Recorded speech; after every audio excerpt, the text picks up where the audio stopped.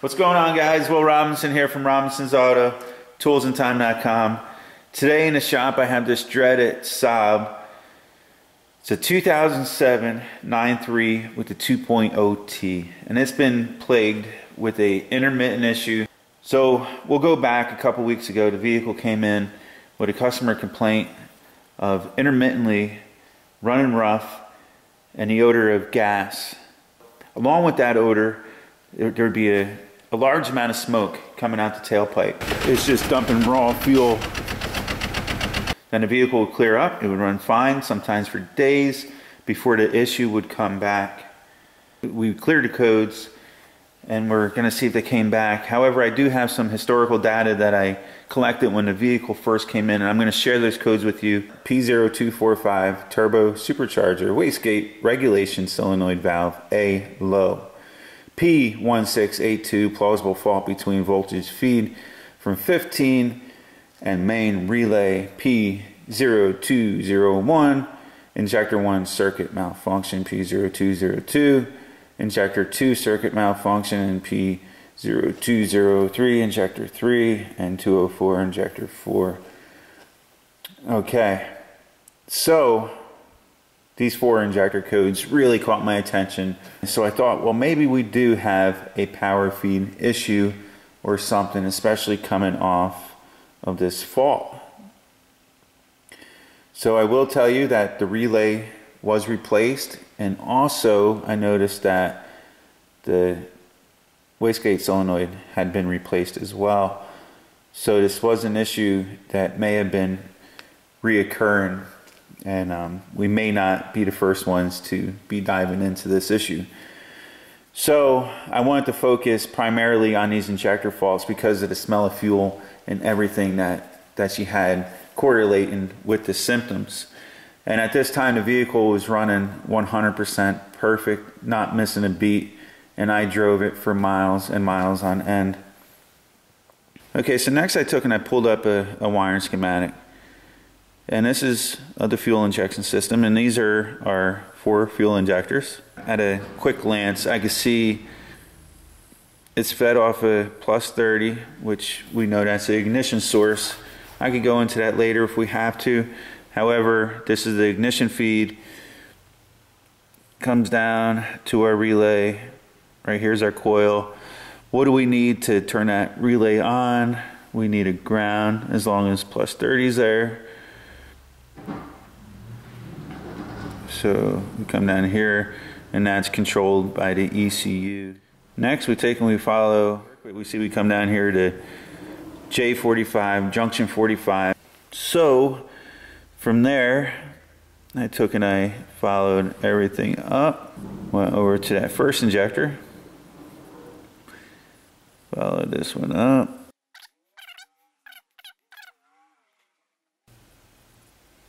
so right away we know all 4 injectors share the same power source off of this relay. We also know the vehicle is running fine, and when it acts up, it starts dumping fuel. And I have finally gotten this to act up on me. It's just dumping raw fuel out the tailpipe. It's been getting worse gradually, so hopefully we will get this thing to act up again today. Are we losing power to one of these injectors? Kind of unlikely.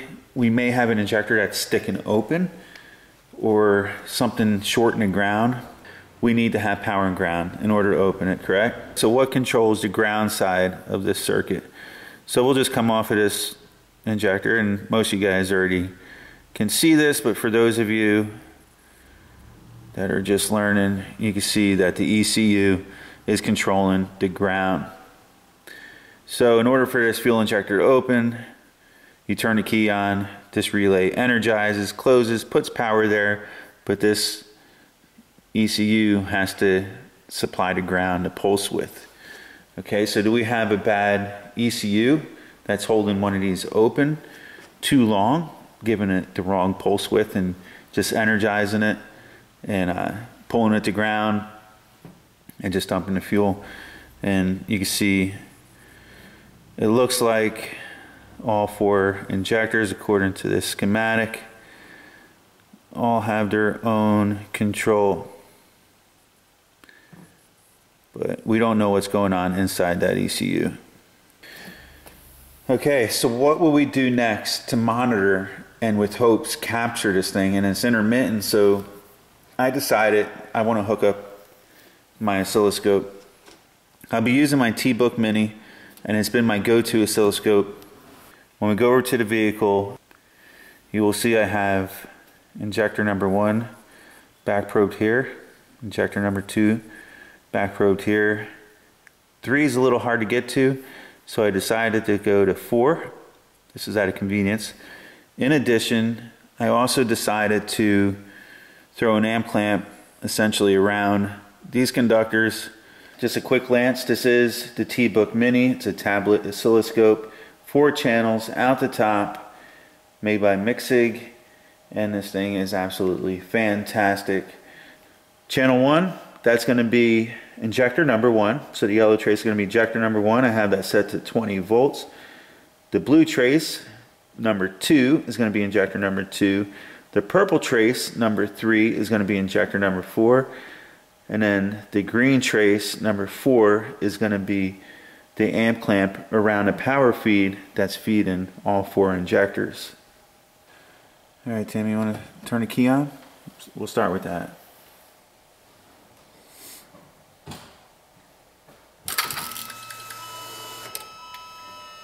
Let's just pause here for a moment. I think I just seen a smoking gun, and I'm not sure why I didn't recognize this while I was performing this test. However, check out injector number 1 trace right there. See how it's even with the number alongside it. That is the 0 reference point, the 0 voltage. Look at injector 2 and look at injector 4. They're both above their mark. They're reading battery voltage at this time. We will cover this more later when I actually recognized what's going on. Alright, start it up.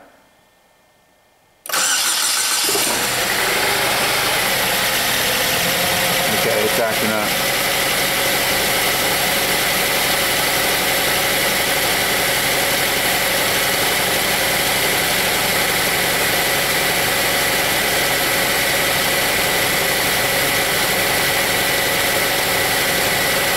I want you to take notice.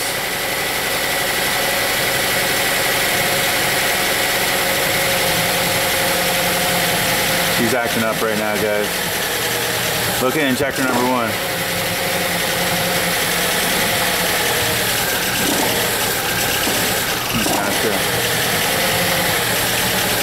We're capturing that.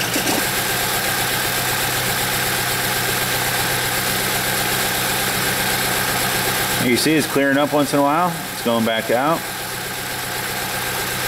Clearing up right there. Capture it going out. I'm going to take a picture of that.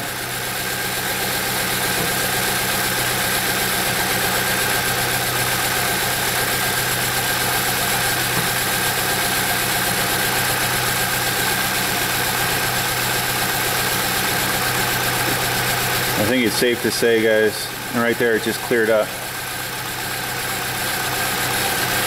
Just cleared up.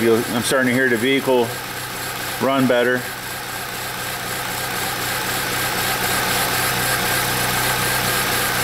I can hear it starting to clear up. Everything's coming back to life. That's how intermittent this is, and now this vehicle will run fine for a while. But I'm glad we got to capture it there. I want to overlay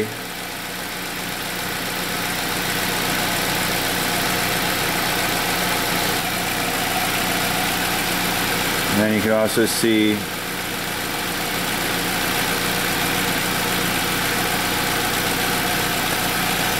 ramp reading.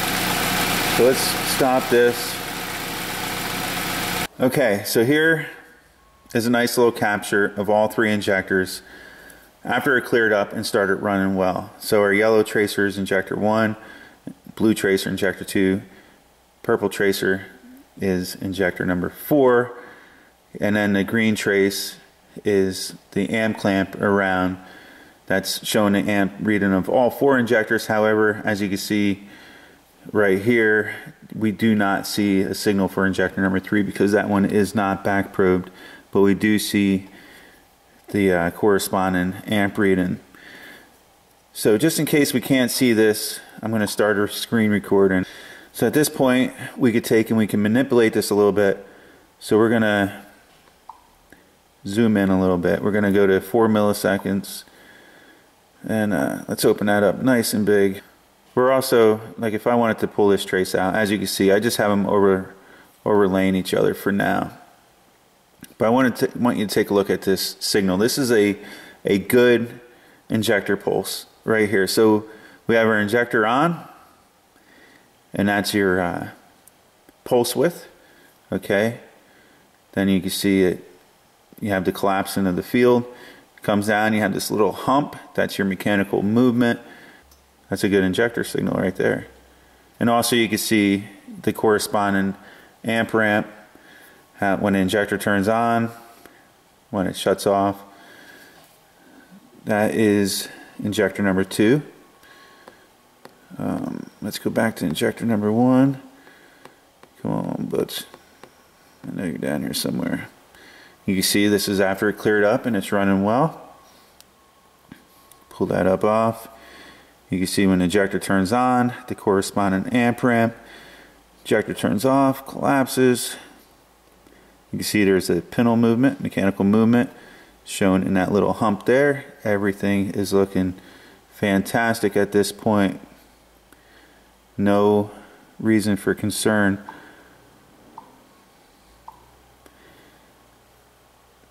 Let me see if I can pick up number 4 down here if I have to go back. That would have been number 3. Okay, and here's our number 4 injector. And as you can see, injector turns on, corresponding amp, shuts off, collapses, pintle movement, classic, good injector signal. Okay, what can I do now? Do a quick save. That way we could go back and we could reference this. We could always go back to this capture. So I'm going to turn this back on. I'm going to have Tammy start the vehicle now, and we're going to see how it runs. Maybe we'll get lucky and it'll act up again for us. But this is what everything compiled on top of each other once again. Okay, Tammy, start it up.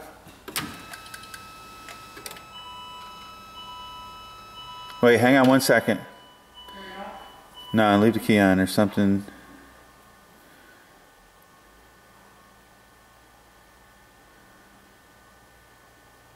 Something weird.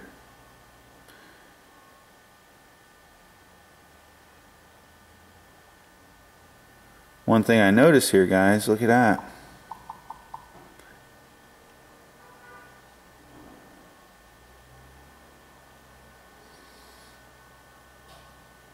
That is weird.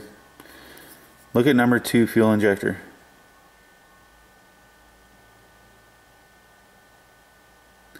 That one's not pulled down like the other 2. The other 2 are actually pulled down. I'm saying that because I'd be reading battery voltage like. Okay guys, just to put this in a simple perspective for those of you that may not be following this 100%. So I'm going to take and I'm going to build you a simple circuit like we're working with on the vehicle. We'll be using, so they're showing a 9-volt battery here, and we'll use this just as the demonstration. And we can pull out a voltmeter and we could check our potential.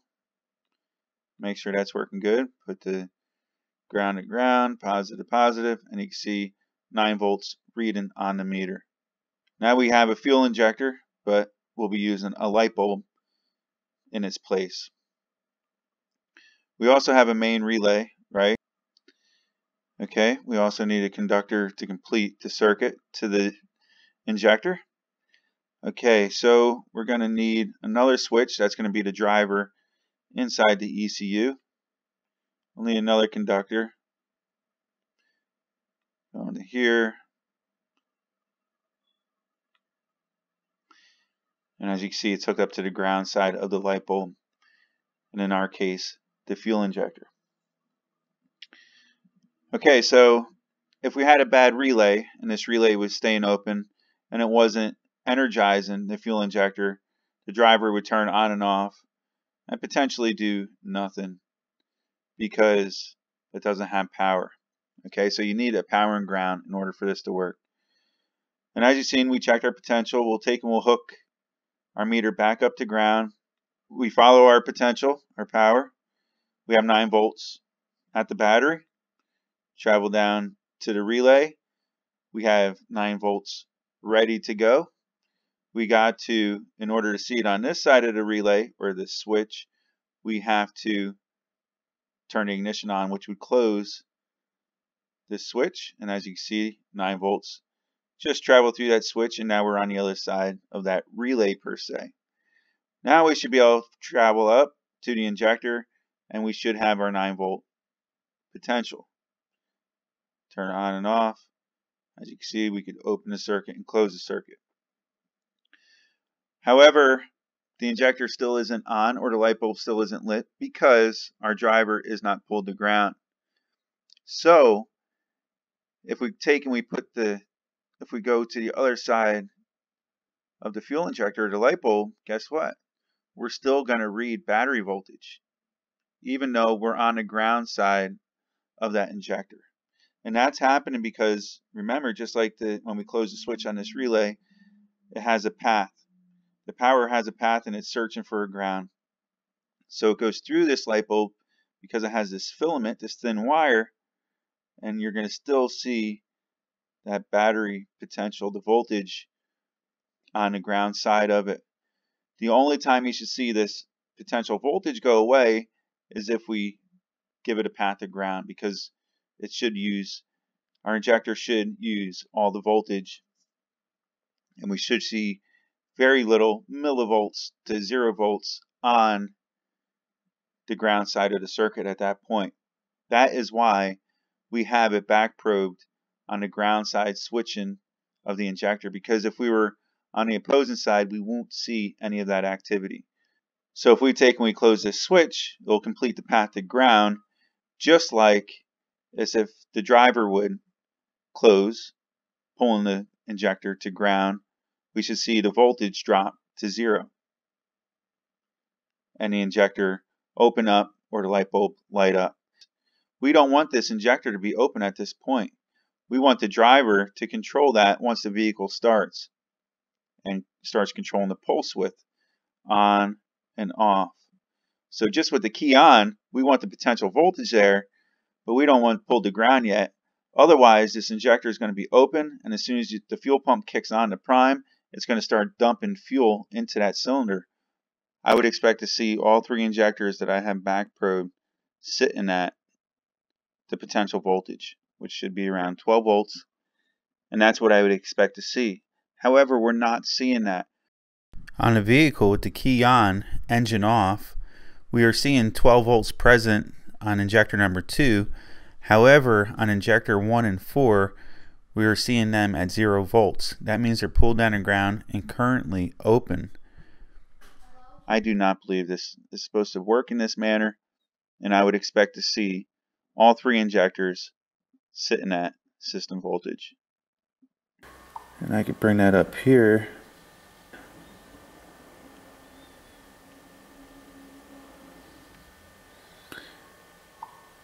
Right around 12.4 volts, where,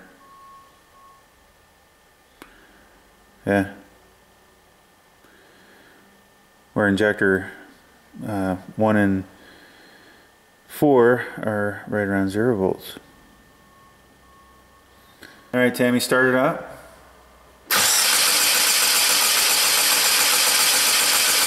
That won't start. Try again.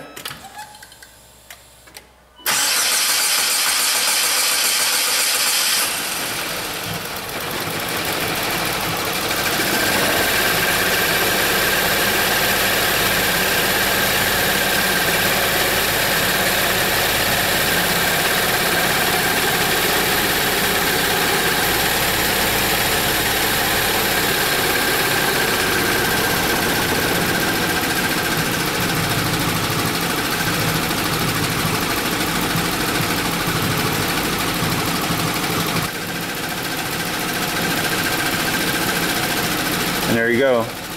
They're coming back.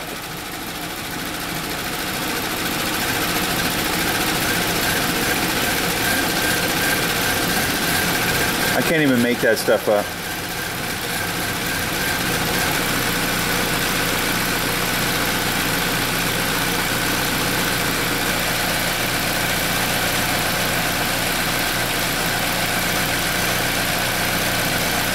All right, shut it off.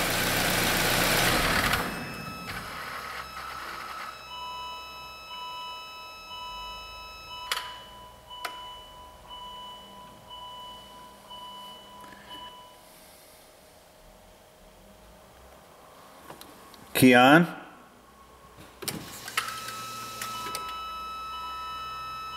Now, this time around, everything is reading battery voltage. There's something going on in those drivers and that ECM. It's got to be, because there's just nothing else that makes sense. It's not logical what it's doing.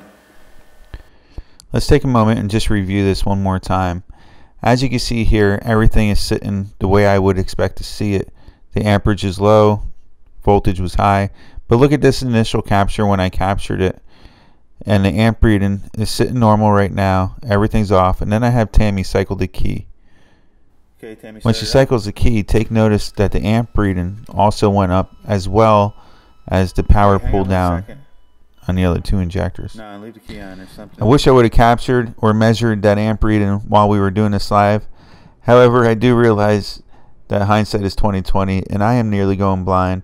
But you can clearly see that there is a load on that circuit, indicated by that amp reading going up, and that's telling us that those two injectors are indeed powered and on.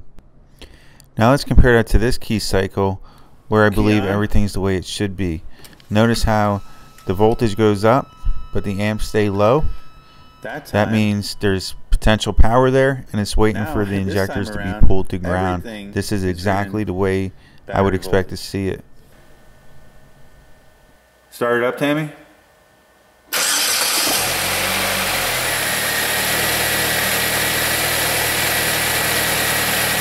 Now it's fine.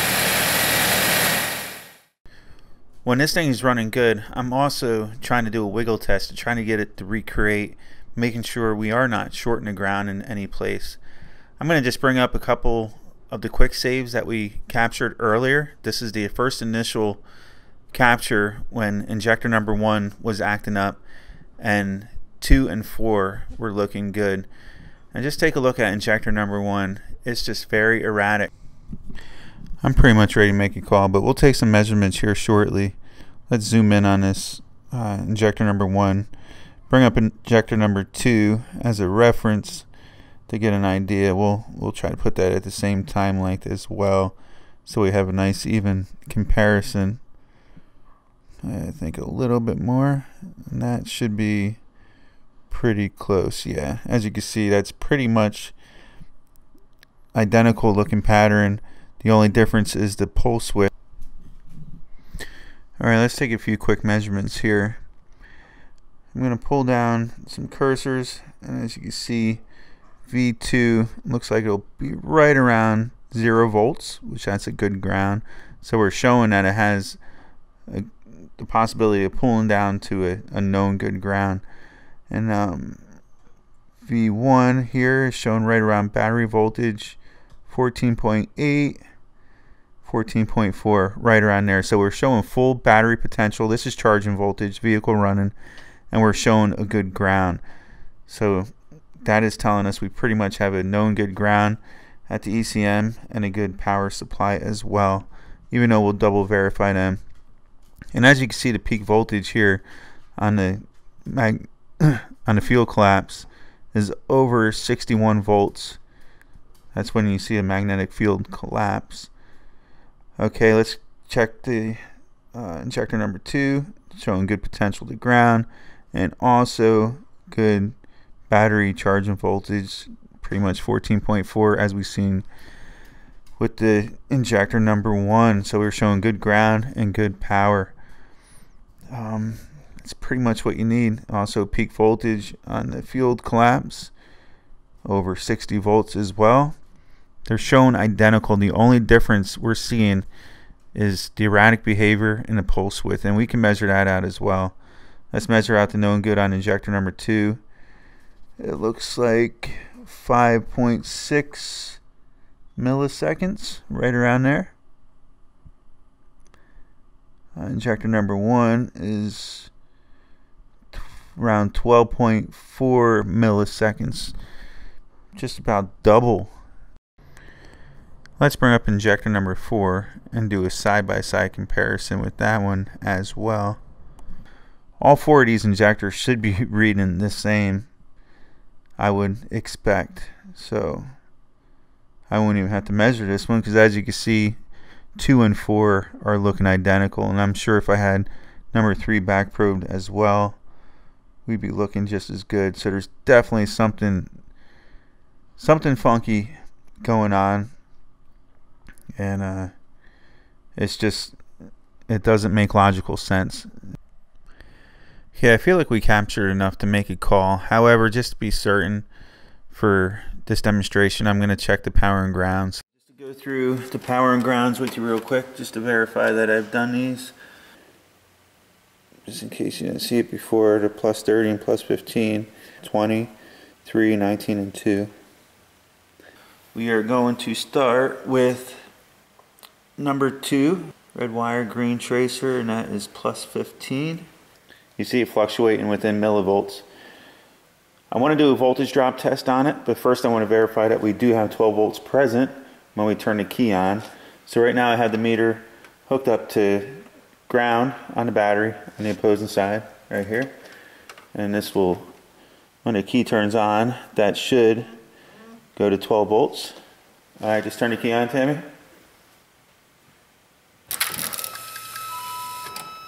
Okay, 11.8. Battery is slightly low. We should get a charger on this soon. Alright, now I'm going to take the side of the meter. We're going to hook it up to the positive. We're going to see where that goes down to.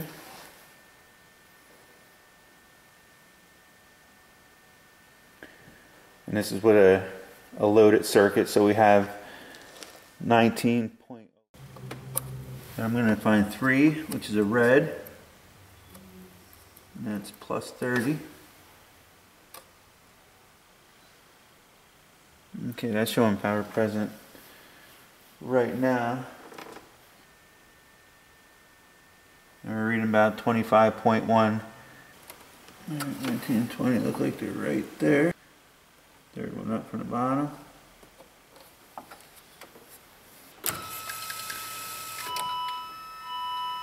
Okay, voltage drop.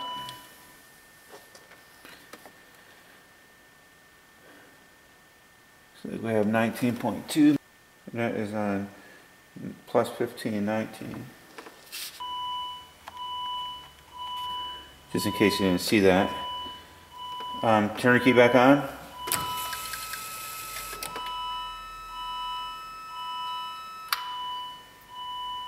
Leveled out around 19.1 last time. So now we're going to go to 20, and this will be 30. Key on, Tammy.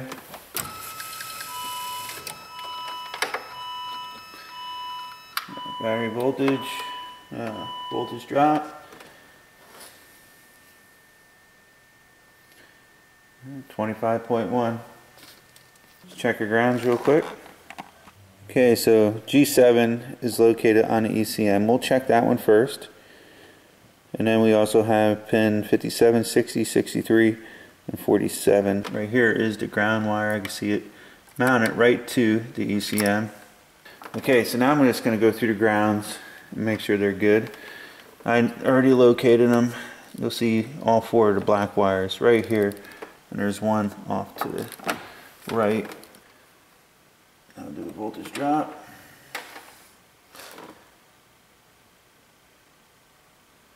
Key on, Tammy. Do it under load, remember.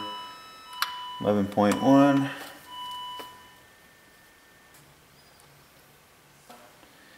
Key on.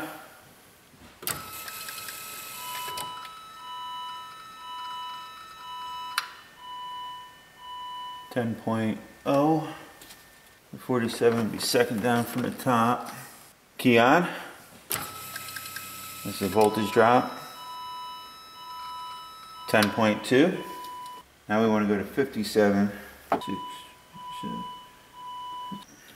do this quick. Key on. 9.6. Alright guys, we're all within spec. So I just want to verify all that with you. I will go right off the cuff and say from my initial troubleshooting, I couldn't find anything, and I was already assuming at that point that the ECU was starting to fail. But I wanted to prove this to be certain and not throw parts at it.